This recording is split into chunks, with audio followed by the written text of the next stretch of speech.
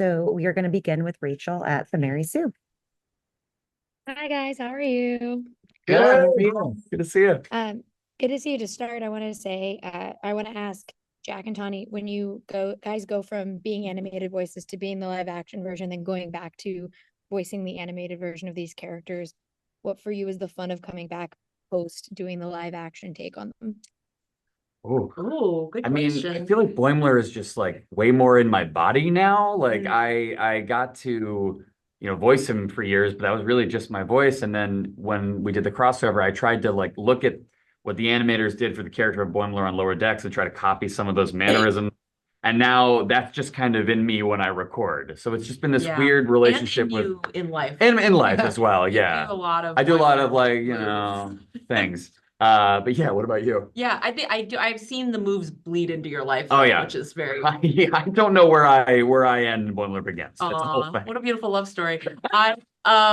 I love it. I feel that wig that was on me just bouncing back and forth. Now when I'm in the booth, I'm like, that little ponytail, it really does a lot for the voice acting. I don't know if you hear ponytail. I hear the through in ponytail. voice. You do? I do. Thank you so much. Too, Thank you guys. Thank you. And we would like the opportunity to answer that question at one point. No, So get them in thank there. you Get them very in there. much. We would love to be able to answer that one in the future. Yes. And I would love to see that. Thank you guys. Thank Thank you. you. All right. Thank you, Rachel. The next question is going to be Ashley from Fangirlish. Hi guys, Ashley Thomas with fangirlish.com. Hello. Hi. I have a question for Noelle. Oh, Noelle, yes, I'm here. Noelle, Tindy's my girl. I love Tindy so much. Mine what have too. yeah. Noelle, what have you learned about yourself playing Tindy? Oh gosh, okay. So I've said it a few times in a way. So Tindy is so optimistic and so voraciously embracing her life and her passions, and everybody likes her for the most part. And for me, I have found that is a deep part of my personality, but it's been kind of repressed, or it's oftentimes met with people who are pretty cynical. And so it's allowed me to embrace those parts of myself and not hide them as much. And so Tindy has taught me that my enthusiasm and unbridled curiosity about how life works can actually be an asset in the world. I love that. Sorry, this makes me sound so sad. No. I'm like, no one liked me before Tindy. We love Noelle. We love Tendy. Because Noelle, just like Tandy, was a murder pirate. Yeah, She was a murder pirate. So Yeah, she's still life great. was hard back then. Yeah. Well, I found my people. Yeah. I love that. Thank you so much. Thank you. Thank you.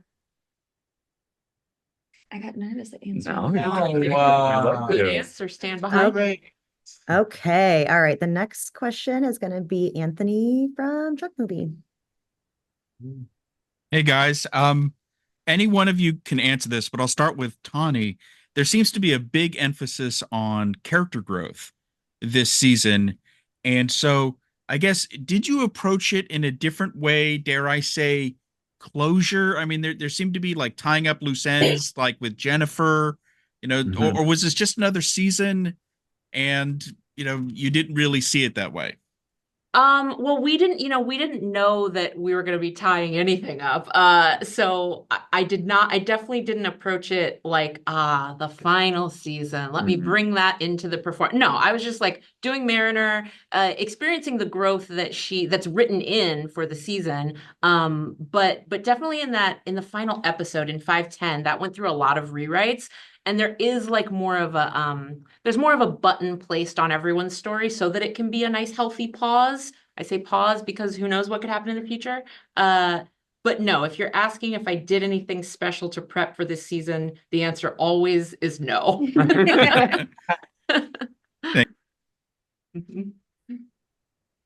Okay. We are going to go to Aaron from Trek Core for the next question. Great.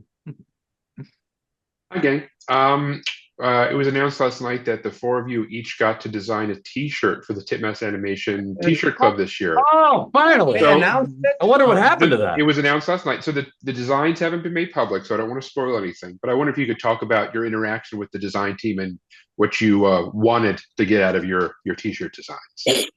Man, I didn't really have a lot of interaction with the design team. I think Mike was just like, I think I was shooting or something at the time. So I drew like a really crude drawing of something. And I was like, maybe this. And he was like, this is a terrible piece of art, but the designers will make this work. But what about you guys? I mean, I got real sentimental about mine in a way where it was like a really cool moment. I felt like for Rutherford and for me being in the Trek family, that I wanted to make sure was kind of shown on a shirt. So that got to happen, and so I love that. But other than that, I'm not like a T-shirt.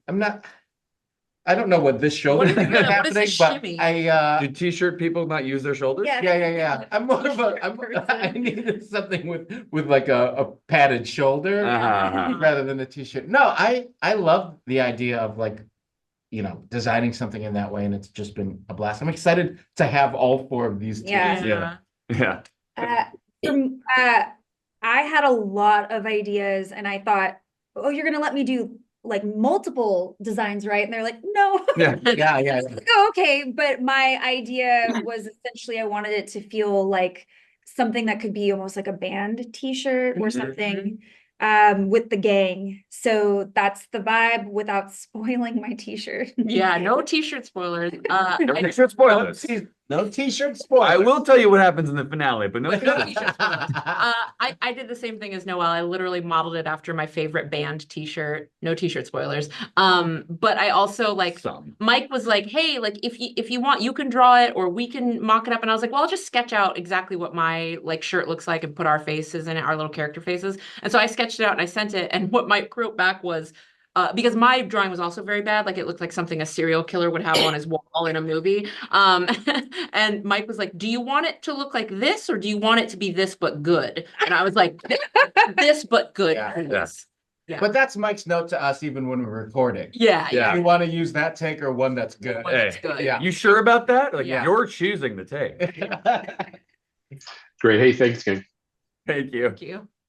Okay, Jeff, you are up next. Great. Welcome from Oregon. Hello, everyone. Hello. I got a question. So looking back over the last 5 years, what will you miss most, each of you, about cultivating your characters, and how did it help elevate your craft? Ooh.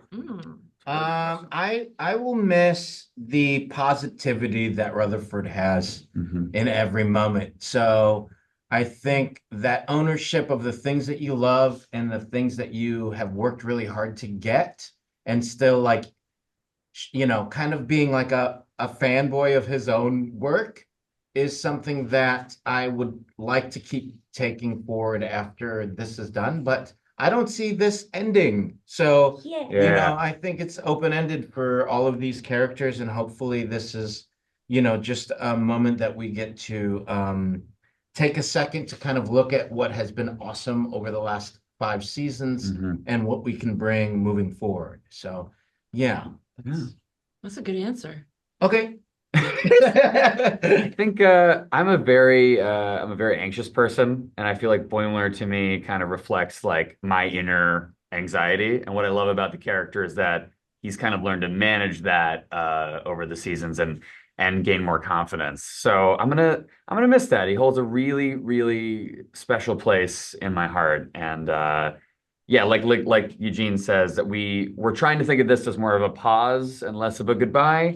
Because we just love playing these characters. We'll do it till we're dead, and that's a promise. I'll do it after I'm dead. Yeah. Just pre-record me. Yeah. Seasons thing. Like I'll just make noises. Prime Mariner from my cold dead hands. What will I miss the most? I will miss the way the show can surprise me and make me laugh out loud. Even when I've read the script, I know the joke. Maybe I even recorded the joke, but then when I see the animatic or I see the episode, something will still surprise me to the point where I'm bursting out laughing. And that I've done a lot of comedies in my life, and that does not always happen. Like, you have to be surprised in order to laugh. And if you already know what's going to happen, that can be hard. And this show consistently does it. Yeah, for Tendi, I feel like she got to play a lot of levels in terms of, she starts off really sweet and chirpy, but through the course of the show, she has to take on more of her badass leadership capabilities. And I liked finding all of those levels and being able to turn the knob really high and then really low. And in terms of like taking that into the world, just learning how to control my loudness and quietness is very helpful, but also for character, like finding all those different nuances and having those different facets to something I'm going to try to bring into anything I do, including any future Lower Decks that may happen. Yeah, we're gonna miss this. We're gonna miss, this is great. Great. Thank you all so much, and congratulations on a fantastic run. Thank you very much. Thanks, Jeff. Okay, the next question is going to be from Sean at Trek Culture. What's up, Sean? What's up? Hey, how are you getting on? You well?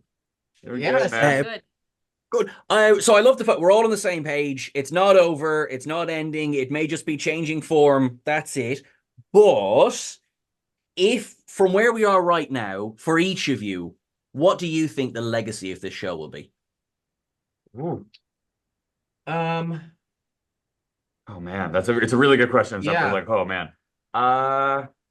We've said this before. I mean, I just love that, it has brought animation back to the Star Trek franchise. I'm just such a fan of animation, and I love that, we get to make a very silly cartoon canon to the Star Trek universe, even to the point where we're like crossing over into live action, and these characters exist, and they're around, they're in this world. So I don't know. I love that they made a silly cartoon that wasn't like a throwaway gag. Like, it actually matters within the world. So yeah, that's one of the things I absolutely love about it.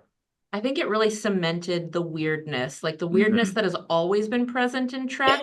Little drips and drabs, when you have episodes like Who Mourns for Morn, or, any of the like kind of tonally strange. I always think about Iggy Pop in The Magnificent Ferengi. Like, that is the strangest guest performance in all of Star Trek. And it just, people are kind of like, oh yeah, Iggy Pop was in Star Trek. And I'm like, no, watch it again. That is an acid trip. And I feel like our show is just like a series of acid trips that we've just made like canon. Yeah. It's a very purposeful weirdness that we're going like, no. This is part of the franchise. It always has been, but like, this is very intentionally here to stay.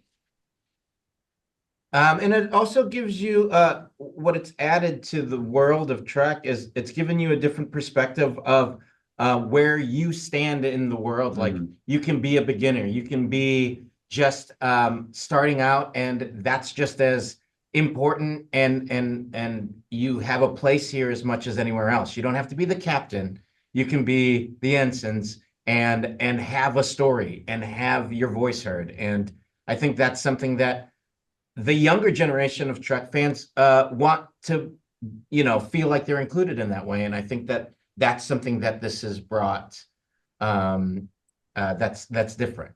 I also think the fact that it's animation, the storylines got to go anywhere. Yeah. And do anything, because it was something that you could. So I feel like the imagination's really been opened up. I mean, it was always, it's always been that way, but you're not constricted by, I guess. CGI and makeup, I guess. Yes, totally. Real practical sets. So it's just gotten even bigger. Yeah. Like, yes. You know what I mean? Magic stuff. She's doing magic. She's conjuring something. She's moving things. That's what you tell the animators. Like, we want it to look like this. Yeah, make it look kind of like this, and then like another this. Yeah. Acid trip. Acid trip. Yes. Yeah. Animators are wizards anyway. They will get what you need incredible. from that. So the four of you are legends. Thank you very, very much. You're a legend, Sean. Thank you so much. You got to Latin them up for me, buddy. You're a hero. You're a hero. Okay, we are almost at time, but I want to make sure Mike and Avery get questions in. So Sure. Mike, I'll let you ask your question, and then Avery, you can jump right on in. Well, this is a cautionary tale to have a number of questions prepared because I'm down to my last damn question. So so knowing how deep you've all gotten into these characters, have you created any headcanon for yourselves in what the characters do beyond the screen? I have, but then I feel weird because I feel like Mike McMahon has deleted it from my brain. Yeah. And then I take it away. So Yeah. I haven't put any thought into it because I've just enjoyed, and honestly, I think with this show, there's so much going on, and all 5 seasons have been so fun that I'm just excited for what the writers who are great Yeah. writers and the creators have made. So I don't need to add anything. I think all the imagination is there for me, for Rutherford at least. Same, like there isn't room. Like the fact that Mike managed to get in Mariner's backstory in episode 409, tying her back to Ceto Jaxa in the first duty from that TNG episode. I just am like, that's wild that he was able to pull that off in such an artful way that was still very funny in 22 minutes. There's no room for headcanon. Like Mike has jam-packed this thing in such a beautiful way that I spend my headcanon on other things. I think about other things. Yeah, I feel like for me, Tindy kind of came out like her own, like it just happened. And then the writers and Mike worked, like they made her even better. Oh, And they were following things that I accidentally did and then made her like sent them back to me. They're like, could you do that thing you did that one time? And I'm like, I have no idea what you're talking about. Yeah. And then they'll play it back. And so then that became part of the canon in her world. But if I tried to plan it, it wouldn't, I don't think it would be as I don't know, just as collaborative or like or as I feel like she already existed somewhere in the universe and it was just happening. Yeah, what I love about Boimler actually is like, if I'm really thinking about it, I think in the show he's probably gotten the least amount of like backstory exploration, but I think that that's perfect for him because I think he's like, I think all you really need is like he grew up on a raisin vineyard and he doesn't want to be a raisin farmer, so he just wants to rank up in Starfleet. Like that's all you need. If it ain't broke, don't fix it. Yeah, like Mike crushed it. All afraid that Mike will say no to our idea. Yeah, exactly. Yeah. You know, Rutherford did this. No, that wouldn't happen, and then he'd give me all the reasons. I do want to meet Boimler's parents because they gotta be weird. No, yeah, that's the thing, and I want to know if they all have purple hair or if Boimler made a choice and he like dyed it. Red. Yeah. Oh, yeah. Wow. I want to know. I just want to know what's up with that. So that's that. Yeah. Hi, I'm Avery Kaplan from Comics Beat. Hello. I wanted to very quickly thank all 4 of you for your performances because the show is very important to me personally, especially Tendy's arc. And my question is, what would you each order from the food replicator? Ooh, great question. Oh, wow. In one episode, I think when I'm trying to, like Boimler's trying to make Tendi laugh so that she ceases to be a scorpion creature, I think Boimler orders like an insane like sundae, like ice cream sundae. And I want that, but not as overwhelming. Like I just want like whatever that is. I think a replicator would make really good ice cream. So yeah. So is it as our characters or as ourselves? As yourselves. Oh, okay. I have to think. Oh, as ourselves. Mine was kind of both. Like you're a big Sunday guy. I'm a big Sunday guy. We all know this. Yeah. There's a lot of blue sky between what me and Mariner are or do. So I'm just gonna be like, for both of us, I want it to replicate perfect bite nachos. Like every nacho is a perfect bite. Ooh, wow. Perfectly distributed. Like everyone is perfect. That's great. So great. I mean, Thanks, guys. I guess the Rutherford and Eugene thing is similar too, where it's just like, I just need more protein. Just give me the protein, please. I'll take it. I gotta stay up and keep working. Keto Pro Rutherford over here. We did just order lunch and he's like double chicken. Yeah. We did. Yeah. I am not ashamed, but look at me, I'm ashamed. Double chicken Cordero. Yeah. Double chicken cord. Well, I've traveled to Europe once and I went to Italy and there was a pizza that I had at this like place and it was so good.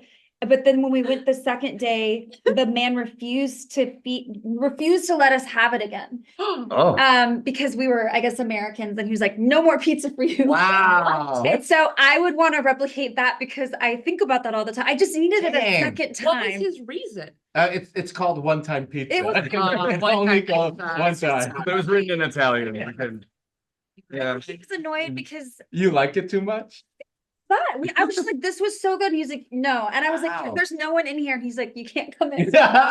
Wow. Yeah, we need to get that in a replicator. Maybe we took a picture of it and he was like, they're gonna steal my secrets. Well, everybody go visit One Time Pizza. Yeah, you got it. It was in a town called Lucignano. Mhm. So it's like a little medieval town, Lucignano Pizza. It's just a circle, and it was this one guy's pizza place. Don't take a photo of it. Don't take a photo. And Don't let them know that you're American. By the way, I just saw your background. Is that the Black Mountain? Is this where that's unbelievable. It is from Cradle of Excellence. Ooh, so good. Spooky. Thank you so much. All right, bye. All right, that wraps the roundtable. Thank you, everyone. Thank you, everybody. Thank you. All right, thanks, guys. All right.